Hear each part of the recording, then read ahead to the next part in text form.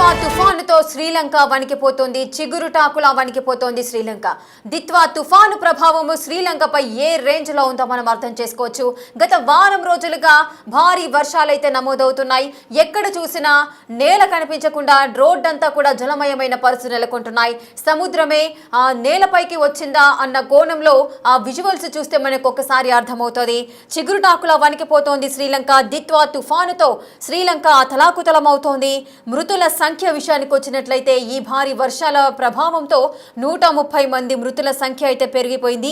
ఇక 150 మంది వరకు అయితే గల్లంతైనట్లుగా అఫీషియల్ గా అయితే అనౌన్స్ చేస్తున్నారు. ఇక అధికారిక లెక్కల ప్రకారం అయితే 130 మృతుల సంఖ్య, 150 మంది గల్లంతని చెబుతున్నారు.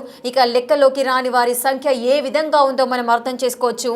అటు ముఖ్యంగా కొలంబో, కెలనియా, వెల్లాంపిటియా, కడువేల ప్రాంతాల్లో ఎక్కువగా వర్షపాతం నమోదవుతోంది. ఏకంగా 30 సెంటీమీటర్ల వర్షపాతం నమోదవుతోంది. వారం రోజులుగా భారీ వర్షాలైతే నమోదవుతున్నాయి. ఎక్కడ చూసినా జలమయమైన రోడ్లు మాత్రమే కనిపిస్తున్నాయి. జలమయము కాదు, నదులే రోడ్లపైన ప్రవహిస్తున్నాయా, నదులే రోడ్లపైకి వచ్చాయా అన్న రేంజ్లో అక్కడ వాతావరణ పరిస్థితులు కానీ అక్కడ భౌగోళిక పరిస్థితులు మనం చూసుకున్నట్లయితే అర్థమవుతోంది. ఇక కొంతమంది మాత్రము అక్కడ సిచ్యువేషన్ చూసినప్పుడు నేలపైన ఉండలేకుండా, ఇళ్లలో ఉండలేక, బయటికి రాలేక ఎన్నో అవస్థలు పడుతున్నారు. వారంతా కూడా ఇళ్లపైకి ఎక్కి ఆర్తనాదాలు చేస్తూ కాపాడండి అంటూ కూడా వారు ఆర్తనాదాలు చేస్తున్న సందర్భాలు నెలకొన్నాయి. ప్రజెంట్ మీరు బిగ్ టీవీ స్క్రీన్ పైన విజువల్స్ చూడొచ్చు. హెలికాప్టర్ ద్వారా రెస్క్యూ చేస్తున్నారు చాలా మందిని. కొంతమంది అక్కడ భారీగా చుట్టుపక్కల ప్రాంతం మొత్తంలో వరదలు చేరుకోవడంతో ఆ వరద నీరు చుట్టుముట్టడంతో బయటికి రాలేక, ఎక్కడికి వెళ్లాలో తెలియక ఇంటి పైకెక్కి ఆర్తనాదాలు చేస్తున్నారు. ఇక మరికొంతమంది సేఫ్ జోన్కి తీసుకువెళ్లాలంటూ కూడా అక్కడి నుంచి వారున్న ప్రదేశం నుంచి రెస్క్యూ చేస్తున్న సిబ్బంది దగ్గరకు రావడము, ఆ రెస్క్యూ వాహనంలో వారందరినీ కూడా ఎక్కించి సురక్షిత ప్రాంతాలకు తరలించడాన్ని మనం చూస్తున్నాం. అలాగే హెలికాప్టర్ ద్వారా రెస్క్యూ చేస్తున్నారు మరికొంతమందిని. ఇక చాలా మంది అక్కడ వృద్ధులు, పెద్దవారు, చిన్నపిల్లలు, మహిళలు, ఈ విధంగా ప్రతి ఒక్కరూ కూడా సఫర్ అవుతున్నారు. హెలికాప్టర్ ద్వారా మీరు ఫస్ట్ బాక్స్లో కూడా మీరు ఒకసారి అబ్జర్వ్ చేయొచ్చు. వరదల్లో ఇంటి చుట్టుముట్టడంతో బయటికి రాలేక ఇళ్లలో ఉన్న ప్రతి ఒక్కరు కూడా ఇంటిపైకి చేరుకొని హెల్ప్ చేయండి అంటూ కూడా ఆర్తనాదాలు చేస్తున్నారు. ఇక హెలికాప్టర్ ద్వారా తక్షణ సాయం అందిస్తూ కూడా ఆ రెస్క్యూ సిబ్బంది కూడా అతి జాగ్రత్తగా వారందరినీ కూడా రెస్క్యూ చేస్తూ సేఫ్గా హెలికాప్టర్లో ఎక్కించడాలు, అదేవిధంగా సేఫ్ జోన్లోకి వాళ్ళని తరలించడం జరుగుతోంది.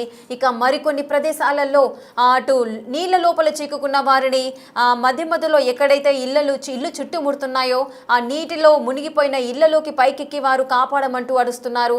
సో వారందరినీ కూడా ఐడెంటిఫై చేయడము, వారిని కాపాడడం జరుగుతుంది. అక్కడ అసలు శ్రీలంకలో ఈ దిత్వా తుఫాను ప్రభావము ఏ విధంగా ఉందో ఒకసారి మనం చూద్దాం.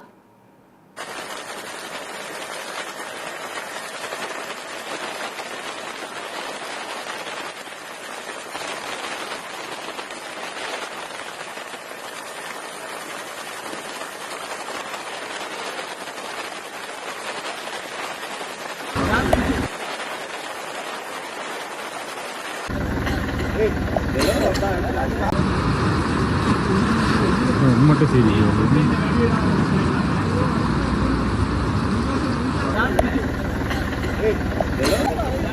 భారత భగవంతుమే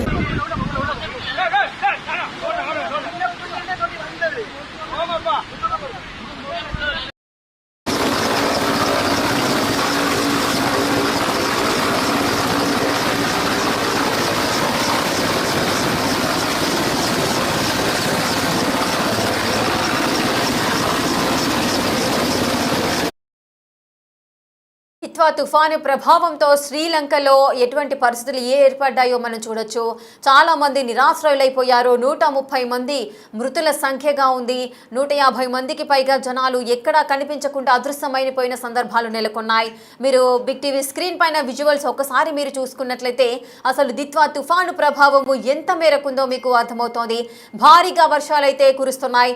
గత వారం రోజుల నుంచి ఎడతెరిపి లేకుండా వర్షపాతం అయితే నమోదవుతుంది.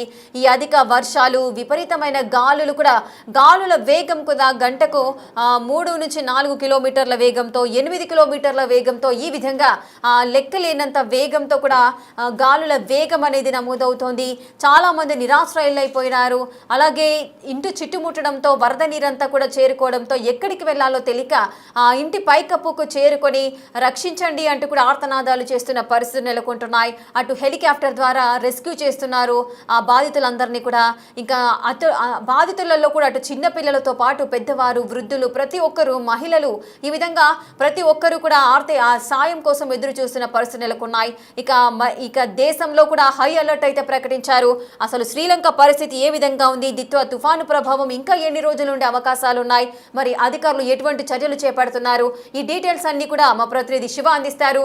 శివ, శ్రీలంకలో దిత్వా తుఫాను ప్రభావము విపరీతంగా ప్రభావాన్ని అయితే చూపిస్తోంది. గత వారం రోజుల నుంచి కూడా విపరీతమైన భారీ వర్షాలు నమోదవుతున్నాయి. చాలా మంది నిరాశ అయిపోయారు. 130కి పైగా ప్రజలు ప్రాణాలు కోల్పోయినట్టుగా సమాచారం అయితే అందుతోంది. పూర్తి డీటెయిల్స్ ఏంటి శివ? రైట్ మరొక దిత్వా తుఫాన్ తో శ్రీలంక అంతా కూడా అతలాకుతలమైంది. ఈ తుఫాను బీభత్సం వల్ల అక్కడ ప్రజలందరూ కూడా చిగురుటాకుల్లా వణికిపోతూ ఉన్నారు. అంటే వారం నుంచి భీకర స్థాయిలో వర్షాలు పడుతున్న నేపథ్యంలో దాదాపు 130 మంది పైగా కూడా మృతి చెందారు. అనేక మంది గాయాలపాలయ్యారు. సుమారు 150 మంది గల్లంతైనట్లుగా కూడా అధికారులు చెప్తా ఉన్నారు. ఇక కొలంబియా, కెలనియా, వెల్లంపీటియా, కడిగర ప్రాంతాల్లో కూడా భారీగా ఈ ఈదురుగాలులు, వర్షాల వల్ల అక్కడున్న ప్రజలందరూ కూడా ఇబ్బందులు ఎదుర్కొంటూ ఉన్నారు. ఏకంగా 30 సెంటీమీటర్ల వర్షపాతం నమోదైనట్లు కూడా వాతావరణ శాఖ తెలియజేసింది. భారీ వర్షాలతో రోడ్లన్నీ కూడా నదులను తలపిస్తున్నాయి.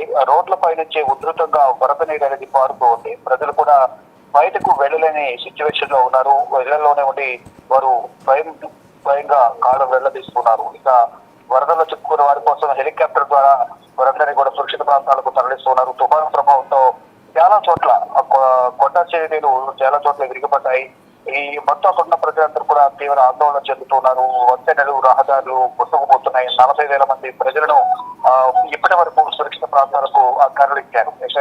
అయితే ఇక్కడ ఈ తుఫాను ధాటికి మృతి చెందిన వారికి ప్రధాని నరేంద్ర మోడీ కూడా సంతాపం వ్యక్తం చేశారు. యుద్ధ ప్రాతిపదికన ఇక్కడి నుంచి ఎన్డీఆర్ఎఫ్ సిబ్బందిని కూడా అక్కడ పంపించారు. నిత్యావసర సరుకులు 27 టన్నుల వరకు కూడా నిత్యావసర సరుకులు కూడా ఇక్కడి నుంచి భారత ప్రభుత్వం వారికి శ్రీలంకకు సహాయం చేసింది. ఎక్కడికక్కడే రవాణా వ్యవస్థ తగ్గించిపోయింది. విమాన సేవలను సైతం శ్రీలంక ప్రభుత్వం రద్దు చేసింది. మరో 24 గంటల పాటు శ్రీలంకలో హై అలర్ట్ జారీ చేశారు. ఇక శ్రీలంకలో ఎమర్జెన్సీ ప్రకటించింది ప్రభుత్వం. ఇక అంతర్జాతీయ సహాయం కోసం శ్రీలంక ఎదురు చూస్తూ ఉంది. ఇక ఇటు నిత్యావసర సరుకులను భారత్ కూడా పంపించింది. మరోవైపు ఇటు భారత్ కు సంబంధించిన అందులో తెలుగు ఏపీకి సంబంధించిన 7 ఏపీ వాసులు కూడా అక్కడ శ్రీలంక ఎయిర్పోర్ట్ లో ఉన్నట్టు తెలుస్తోంది. దుబాయ్ నుంచి చెన్నై వస్తుండగా తుఫాను వల్ల శ్రీలంకలోనే ఆ విమానం దూసుకుపోయింది. 3 రోజులుగా సాయం కోసం వారందరూ కూడా ఎదురు చూస్తూ ఉన్నారు. సెల్ఫీ వీడియోలు పంపించి వారికి కుటుంబ సభ్యులకు సమాచారం చేస్తుంది.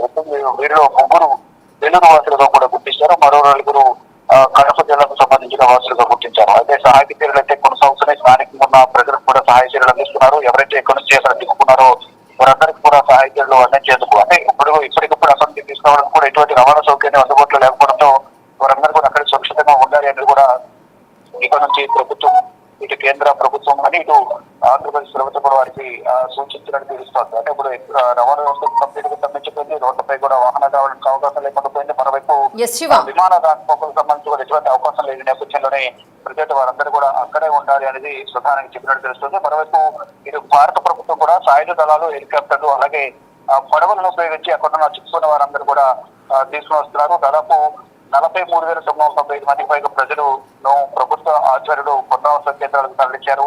మరోవైపు తమిళనాడు, పుదుచ్చేరి మరియు దక్షిణ ఆంధ్రప్రదేశ్ తీర వైపు ఈ దిత్వా తుఫాన్ అనేది కదులుతున్నట్టుగా కూడా భారత వాతావరణ శాఖ తెలిపింది. ఇక నవంబర్ 30న తీరాన్ని తాకే అవకాశం ఉందని భారత వాతావరణ శాఖ కూడా తెలిపింది. అయితే తమిళనాడు కూడా రెడ్ అలర్ట్ జారీ చేశారు. ప్రజలు శ్రీలంకలో ఈ తుఫాను బీభత్సం వల్ల ప్రజలందరూ కూడా తీవ్ర ఆందోళన చెందుతున్నారు. సహాయక చర్యలు ఇంకా కొనసాగుతూనే ఉన్నాయి. ఇటు భారత ప్రభుత్వం కూడా సహాయక చర్యలు అక్కడ వారికి సహాయం అందిస్తూ ఉంది.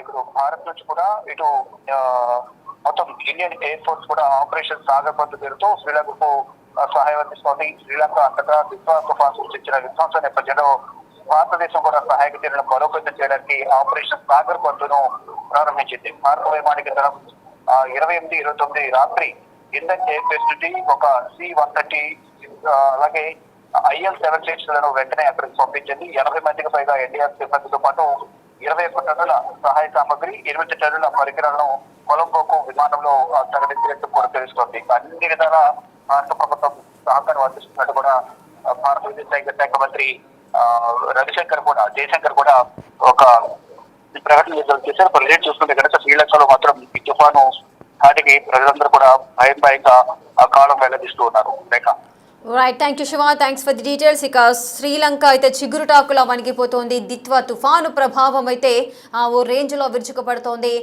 చాలా మంది కూడా నిరాశ్రయులైపోయారు. 150 మంది గల్లంతయ్యానట్టుగా అధికారిక లెక్కల ప్రకారం అయితే తెలుస్తోంది. 130 మంది మరణించినట్టుగా కూడా చెబుతున్నారు.